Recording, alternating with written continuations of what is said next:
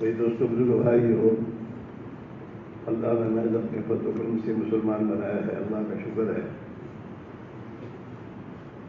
اللہ نے ایمان اور اسلام اس لیے دیا ہے کہ اللہ ہمیں آخرت میں جنت میں داخل کرنا چاہتا ہے، ایک رستے میں ڈالا ہے جنت کے۔ اسلام اور مسلمان، ایمان اور اسلام کا ملنا یہ جنت کا راستہ ہے۔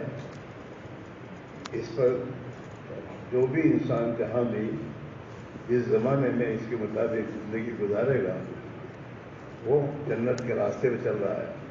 وَأَنَّ هَذَا صِرَاطِي مُسْتَقِيمًا فَاتَّبِعُوهُ، کہ ہدایت کا راستہ وہ تو بالکل سیدھا ہے، ہاں تم اس راستے پہ چلو۔ ہاں وَلَا تَتَّبِعُوا السُّبُلَ، ہدایت کا راستہ سیدھا راستہ چھوڑ کر اے بچے، اے بیٹا کہیں نہیں جانا، بیٹھ جاؤ۔ مسلمان کی گردن پھلانگنا نہیں چاہیے، گناہ ہے۔ اب آگے بیٹھے ہو تو بیٹھو، ابھی تو ہو جائے گی۔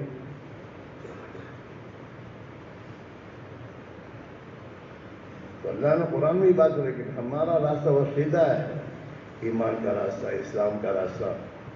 اس راستے پر اپنے آپ کو چلاؤ، فَاتَّبِعُوهُ، اس کی پیروی کرو۔ وَلَا تَتَّبِعُوا السُّبُلَ فَتَفَرَّقَ بِكُمْ عَنْ سَبِيلِهِ، اور اس راستے کو چھوڑ کر دوسرے کسی راستے سے بچ جاؤ۔ وہ دوسرا راستہ کون سا ہے؟ وہ دوسرے راستے خواہشات کے راستے ہیں۔ سنت کا راستہ چھوڑ کر فیشن پرستی کے راستے، یہ دوسرے راستے ہیں۔ اسلام کو چھوڑ کر دوسرے کسی طریقوں پر زندگی لے کر جانا یہ آدمی کو کسی اور جگہ لے جائے گا۔ وَلَا تَتَّبِعُوا السُّبُلَ، ہدایت کا راستہ تو ایک ہی ہے اور گمراہی کے راستے بہت ہیں۔ جنت کی طرف لے جانے کا راستہ ایک ہی ہے، ایمان کا، ہدایت کا، اسلام کا۔ باقی جہنم کی طرف جانے کے راستے بہت ہیں، خواہشات کے، کفر، شرک، بدعت، گناہوں کے راستے، ظلم، ستم، اللہ کی نافرمانیاں، یہ سب راستے گمراہی کے راستے ہیں۔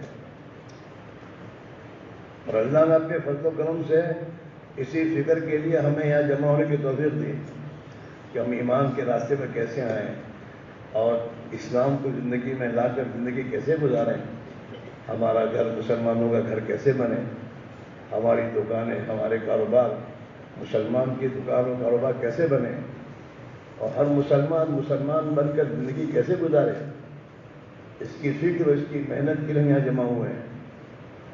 اور 2 دن سے اسی کو سمجھایا جا رہا ہے بیانات میں کہ ہماری زندگی میں ایمان اسلام اس طرح آئے گا، ہم ایمان کی محنت کریں گے، ایمان کے تذکرے کریں گے، اللہ کو جتنا، اللہ کی بڑائی کو بولیں گے، اللہ سے ڈرنے کو جتنا بولیں گے، جنت اور جہنم کے تذکرے جتنا کریں گے، اس کے ذریعے ہمارے ایمان میں یہ چیز کی کیفیت پیدا ہوگی جو ہمیں گناہوں سے بچائے گی اور اللہ کی اطاعت کے راستے پر ڈالے گی۔ نمازی کی پابندی زندگی میں آئے گی، نمازوں کا اہتمام، یہ تو بہت فکر کی بات ہے۔ جس اللہ نے آنکھیں دی ہیں، ہاتھ دیے ہیں، پیر دیے ہیں اور 24 گھنٹے اپنی نعمتیں دے رہا ہے، اور ہم اس اللہ کی بندگی نہ کریں، یہ تو بہت ہی میرے تو سوچے، اس شریف آدمی سوچے گا نہیں تو اس بات کا فیصلہ کرے گا میں نمک حرام ہوں، اپنے بارے میں نمک حرام ہوں کہ اللہ کی دی ہوئی نعمتیں تمام رات دن کھاتا ہوں، پیتا ہوں، استعمال کرتا ہوں اور اسی اللہ کو ناراض کرنے کے کام کرتا ہوں۔ نماز کا چھوڑنا یہ اللہ کو سب سے بڑی ناراضگی کا راستہ ہے، یاد رکھو۔ نماز کا چھوڑنا، زندگی میں جتنے پاپ ہیں، پاپ کے کام، گناہوں کے پاپ ہیں، گناہوں کے جتنے کام، پاپ جس کو پاپ کہتے لوگ، ان پاپوں میں سب سے بڑا پاپ نماز کا چھوڑنا ہے۔ اور وہاں لکھا ہے نماز کا چھوڑنا اکبر کبائر ہے۔ بڑے بڑے جتنے گناہ ہیں، ان تمام بڑے گناہوں میں سب سے بڑا گناہ نماز کا چھوڑنا ہے۔ اسے آج سے طے کرو، اب تک جتنے گناہوں میں، نمازوں میں سستی کی ہے، نمازوں کا چھوڑا ہے، اس سے توبہ کرنی ہے اور علماء سے پوچھنا ہے کہ جو ہماری نمازیں گئی اس کا کیا کرنا. وہ جو راستہ بتا ہے قضا کرنے قضا کرو، اور آئندہ سے یہ طے کرو کہ موت تک کبھی نماز نہیں جائے گی انشاءاللہ. کرو گے؟ او جوانوں، جوانے کی جنوں میں نہ چلو، نمازیں مت چھوڑو، کھیل کود میں خدا کے احکام نہ توڑو. موت آئے گی، دبوچے گی، اس کے بعد کوئی تمہیں بچانے والا نہیں ہوگا. ٹھیک نہیں ہے یہ غفلت کی زندگی. نقصان کسی کا نہیں ہے، نقصان تمہارا ہی ہے. چاہے موت سے ہم غافل ہیں، موت ہم سے غافل نہیں ہے. موت ہماری طرف آ رہی ہے، اور وقت جو اللہ نے موت کا وقت متعین کیا ہے اس وقت پر آ کر کھڑی ہو جائے. کہیں بھی ہوں گے، جہاں بھی ہوں گے آپ، گھر آنے کی مہلت نہیں دے گی موت کہ گھر پہنچو پھر ہم آتے ہیں. اس کے میرے بھائیوں، اجتماع میں پہنچے ہو تو آج سے طے کرو کہ گناہوں سے بچنا ہے. جب گناہوں سے بچنے کا طے کرو کہ اللہ بچائے گا. ہاں، اور اللہ کے بندے کی اطاعت کا فیصلہ کرو کہ اللہ اس کی بندے اطاعت کرنے کی توفیق دے گا. جیسے تم میں بہت سے ہیں جو 5 وقت کی نماز کی پابندی نہیں کرتے، لیکن جمعہ کی نماز پابندی سے پڑھتے ہیں. جمعہ کی نماز کبھی نہیں چھوٹتی ان کی. اللہ انہیں توفیق دیتا ہے جمعہ کی نماز پڑھنے کی. کیوں؟ اس لیے کہ ان کے اندر کا فیصلہ یہ ہے کہ جمعہ کی نماز کسی حال میں نہیں چھوڑوں گا. تو اللہ جمعہ کے دن اسے توفیق دیتے ہیں. جمعہ کے دن وقت سے پہلے گھر جاتا ہے، نہاتا ہے، دھوتا ہے، کپڑے پہنتا ہے، اور 5 وقت کی نماز پڑھنے والے سے پہلے اللہ اس کو اپنے گھر سے نکال کر مسجد پہنچاتا ہے. وہی اللہ ہے. اگر آج سے یہ طے کرو گے گناہوں سے بچوں گا اور اللہ کی اطاعت زندگی گزاروں گا، اور نبی والے طریقے پر زندگی گزاروں گا، اور نبی والا درد، نبی والی فکر، نبی والی زندگی گزاروں گا، تو پھر اللہ تعالیٰ اس زندگی پر زندگی گزارنا آسان کر دے گا. اور یہ راستہ صراط مستقیم ہے، اور اس پر زندگی گزارو گے تو اللہ دنیا میں عزت دے گا، دنیا میں عزت دے گا، سکون چین زندگی دے گا، برکت کی زندگیاں دے گا، خیر و برکت. تمہارے گھروں میں الفت و محبت کی زندگیاں آئیں گی. ایک دوسرے کے ساتھ ہمدردی، خیر خواہی کے جذبات پیدا ہوں گے. ہمارے محلوں میں ہم ایک دوسرے کے دشمن نہیں بنیں گے، ہم ایک دوسرے کے بھائی بن کے جئیں گے، ایک دوسرے کے کام آنے والے بنیں گے، ایک دوسرے کو نقصان پہنچانے کی نہیں سوچیں گے. ہاں، جب نبی والی محنت ہوگی، نبی والی محنت پہ جڑو گے، اور ان اعمال کو جیسے کہا گیا اپنے گھروں میں فضائل کی تعلیم کو زندہ کرو. اپنی نبی کی زندگی کو سناؤ اپنے بال بچوں کو. نبی کی زندگی کیا تھی، صحابہ کی زندگی کیا تھی، صحابہ کی عورتیں زندگی کیسے گزارتی تھیں، ان کی جوان بچوں کی زندگی کا حال کیا تھا. یہ اس فضائل کی کتابوں کو جب پڑھو گے تو گھر میں یہ باتیں ہمارے بال بچے سنیں گے، اور ان فضائل کی تعلیم کے ذریعے ان کے اندر دین پر چلنے کا شوق اور غلبہ پیدا ہوگا. نماز کا، نماز کی پابندی کا، تہجد کی نمازوں کا، روزے رکھنے کا جذبہ پیدا ہوگا تمہاری عورتوں میں. ہاں، فضائل سنیں گی وہ. رجب کے روزے کے فضائل کیا ہیں، تو وہ رجب کے مہینے کی روزے رکھنا شروع کریں گے. ابھی محرم کا مہینہ چل رہا ہے، اور محرم کے مہینے میں عاشور کا روزہ بہت بڑی فضیلت رکھتا ہے. ایک سال کے گناہ جس کی وجہ سے خدا معاف کر دیتا ہے. رمضان کے روزوں کے علاوہ سب سے زیادہ اللہ کے نزدیک محبوب روزے محرم کے روزے ہیں، کہ محرم کے مہینے میں آ کے روزے رکھے. ہاں، اس لیے رمضان ابھی کل 9 محرم ہے، پیر کے دن، اور منگل کے دن 10 محرم ہے. اللہ کے نبی نے محرم کا روزہ، عاشورہ کا روزہ رکھا ہے، اور نبیوں نے رکھے ہیں. لہذا ہم اور آپ عاشورہ کے روزے کی فکر کریں، اپنے گھر والوں کو ترغیب دیں. 9، 10 2 روزے رکھنے کو حضور نے فرمایا کہ یہودی ایک روزہ رکھتے ہیں عاشورہ کا، اور ہمیں اللہ نے ان کی مخالفت کرنے کا حکم دیا ہے کہ یہودی کی پیروی نہ کرو، لہذا تم 2 روزے رکھو.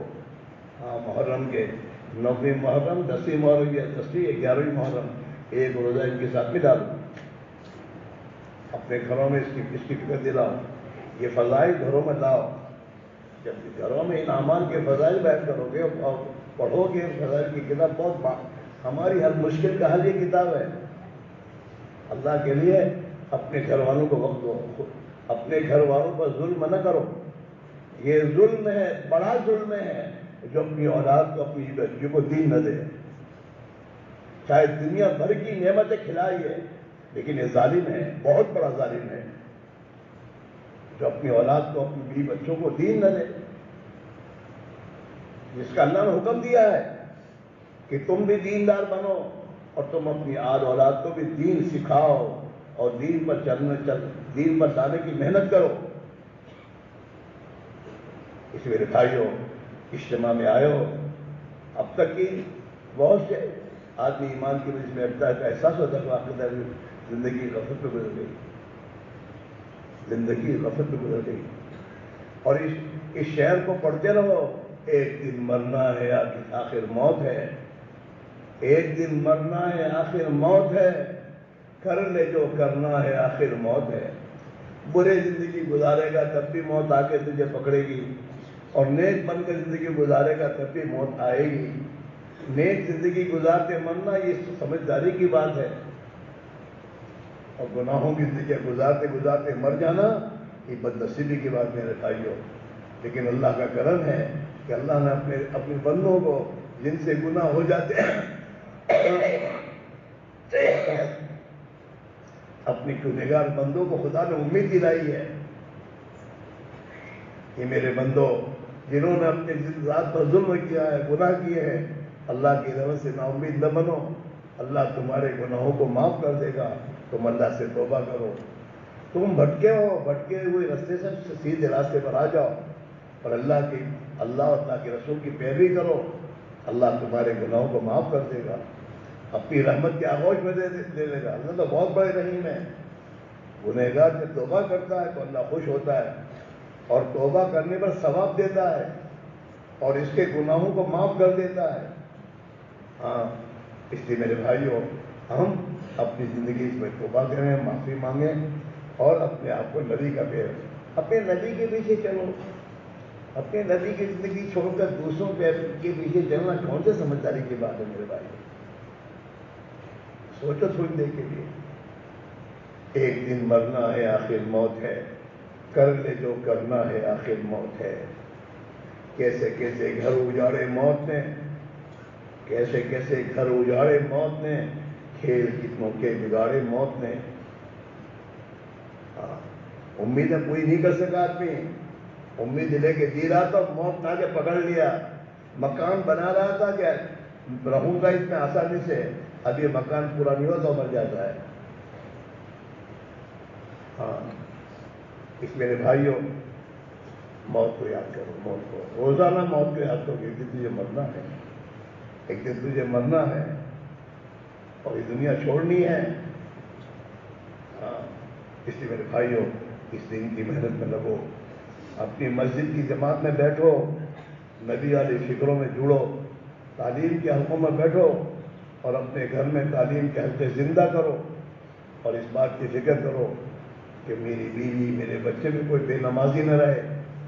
اور یہ صبح شام اللہ کو یاد کریں. جس اللہ نے نعمتیں دی ان کو کہو اللہ نے آنکھیں دی ہیں. اگر اللہ آنکھیں نہیں دی ہمارا کیا ہوگا؟ اس اللہ کو یاد کرو. دنیا میں کوئی آدمی اب کوئی ہمیں ہدیے میں کپڑا دیتا ہے تو ہم اس کو یاد ہی کرتے رہتے ہیں، ہمارے بھائی نے بھیجا تھا، ہمارے بھائی نے دیا تھا. تو اللہ کی نعمتیں تو 24 گھنٹے ہمارے ساتھ ہیں. اس اللہ کو یاد کرنا چاہیے، ذکر کرنا چاہیے، تسبیح پڑھنی چاہیے. تو ہم نکالو روزانہ صبح شام کم سے کم 3 تسبیح کی پابندی کرو. سبحان اللہ والحمدللہ ولا الہ الا اللہ واللہ اکبر. یہ کلمہ اللہ کی نعمتوں کی شکر گزاری کے بہترین کلمہ ہے. اسے کم سے کم صبح شام مسجد میں عصر کے بعد، فجر کے بعد وقت نکال کے بیٹھو اور اسے دھیان پر دلو کہ میں اللہ کو یاد کروں. میں اللہ کو یاد کروں گا، میرا اللہ مجھے یاد کرے گا. اس نے قرآن میں کہا ہے فاذکرونی اذکرکم، تم مجھے یاد کرو گے میں تمہیں یاد رکھوں گا. فرشتوں کے سامنے یاد کرے گا وہ. اور یوں آتا ہے حدیثوں میں، میرے بندے کے ہونٹ جب تک ذکر میں ہلتے رہتے ہیں میں اس کے ساتھ ہو جاتا ہوں۔ اللہ کی رحمت بزرگ کے دل کی غفلت دور ہوگی، دل کا زنگ دور ہوگا میرے بھائیوں، دل کی سختیاں دور ہوں گی، دلوں میں اللہ کی محبت آئے گی۔ 100 مرتبہ درود شریف صبح اور شام پابندی سے پڑھو۔ درود شریف کا پڑھنا وہ اللہ کے نبی کی بارگاہ میں ہمارا نام دیا جائے گا۔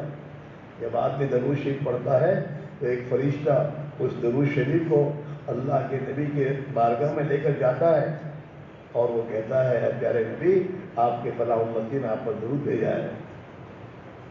اللہ کے نبی اس کے لیے دعا کرتے ہیں۔ تو صبح شام 100 مرتبہ اپنے خود بھی پڑھو، اپنے گھر والے کو بھی سمجھاؤ، یہ سب فضائل سناؤ تاکہ وہ اس کی پابندی کریں، اور روزانہ 100 مرتبہ استغفار پڑھو، اپنے گناہوں کو یاد کرو، دن بھر میں نے کیا کیا کیا ہے، اے اللہ معاف کر دے۔